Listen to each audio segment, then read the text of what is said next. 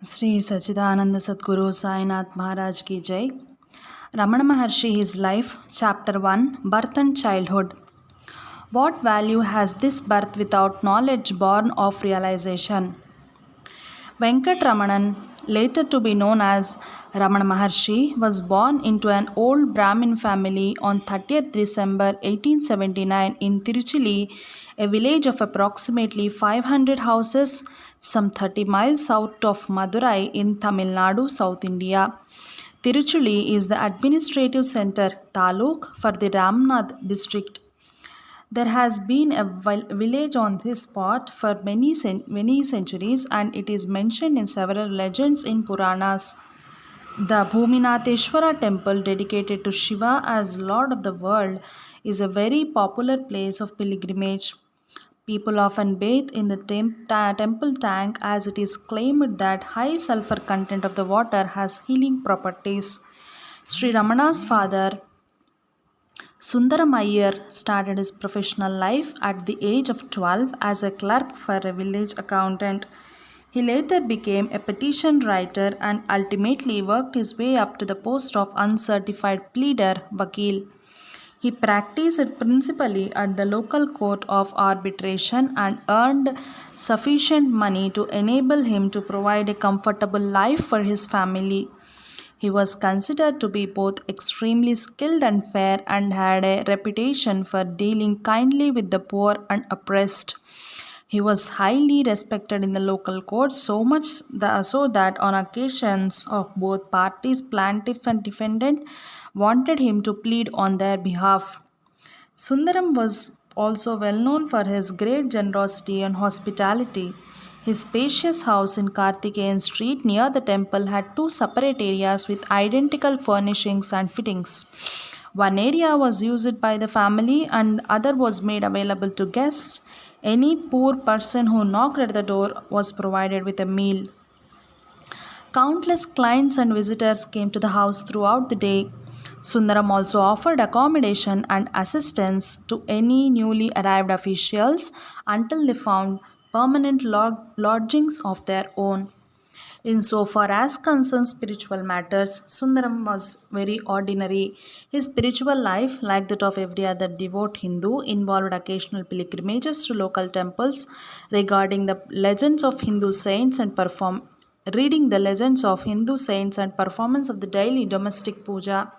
Sri Ramana's mother, Alagammal came from Pasalai, a village near Manamadurai.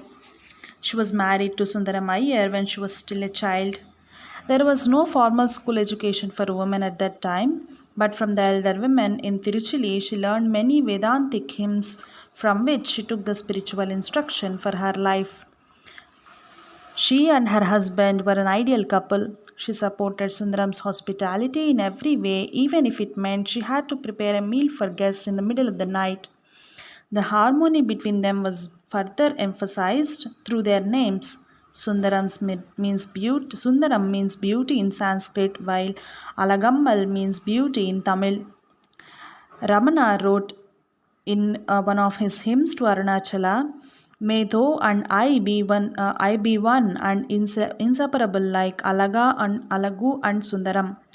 May thou and I be one and inseparable like Alagu and Sundaram, O Arunachala." Ramana was born 1 hour after midnight on Monday, 30th December 1879, as the second of three sons and one daughter.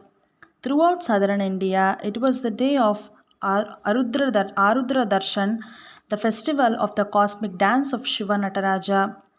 That year, this special festival day lasted from sunrise on the 29th to sunrise on the 30th December. At dawn on the 29th, the devotees of Shiva took their ritual bath in the temple tank. Afterwards, the flower-bedecked statue of Nataraja was carried through the streets of the village to the sound of drums and bells and much singing. At 1 a.m., it was returned to the temple of Tiruchili, where the customary rituals were performed. Venkatraman was born at that precise moment.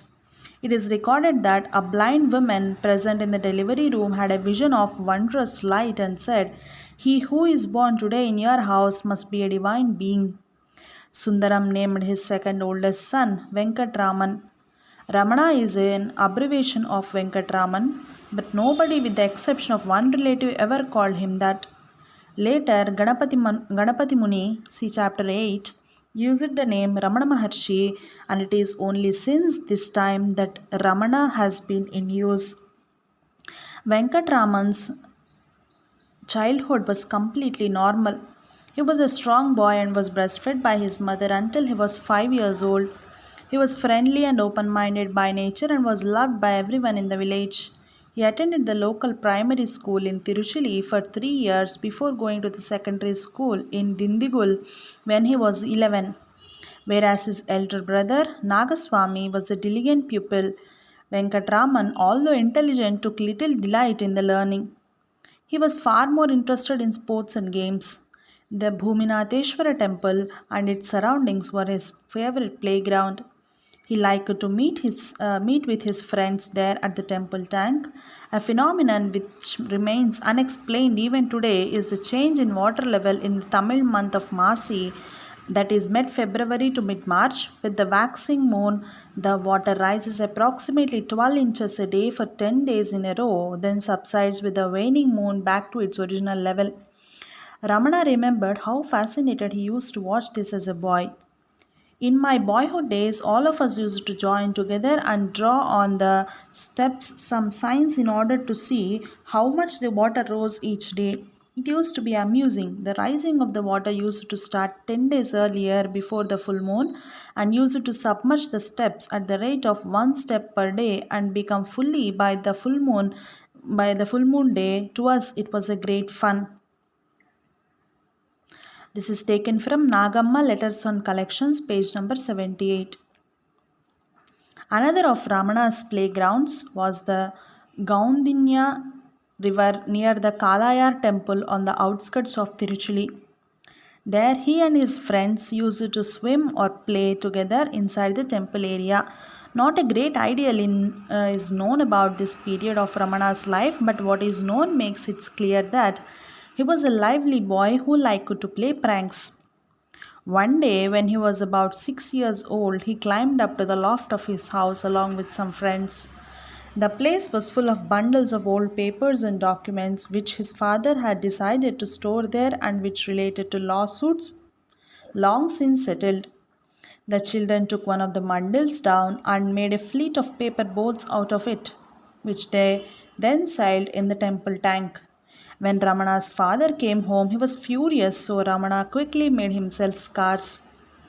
When he did not return for the midday meal, a search was organized. He was found sitting in the temple in the shrine of goddess Sahayambal, one of Shiva's consorts, from whom he had sought solace. On another occasion, Ramana went even further. He climbed up to the house of a neighboring lawyer and carried away some papers he found in a cupboard, unaware that there were important documents relating to a court case.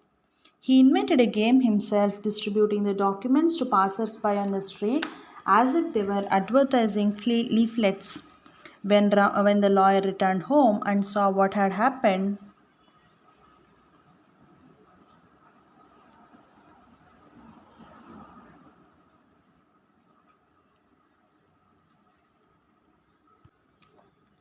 When the lawyer returned home and saw what had happened, he demanded the papers back, but it proved impossible to recover many of them.